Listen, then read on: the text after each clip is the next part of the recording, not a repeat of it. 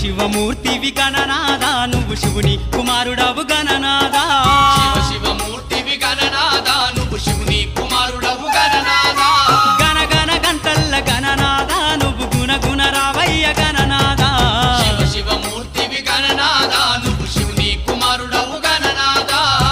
శివమూర్తివి గణనాదా నువ్వు శివుని కుమారుడవు గణనాదా